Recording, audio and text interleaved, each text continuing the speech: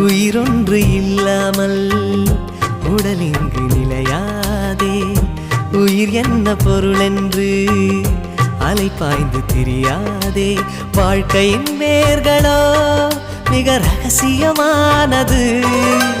ரகசியம் காண்பதே நம் அவசியமானது.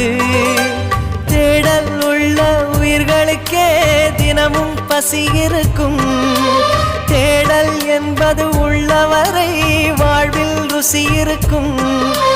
பாடல் போல தேடல் கூட ஒரு சுகமே.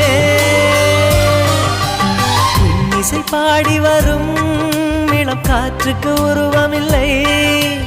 காற்றலை இல்லை என்றால் ஒரு பாட்டொலி கேட்பதில்லை. ஒரு காலம் வருகையில் உள்ளம் கொள்ளை போகுதே.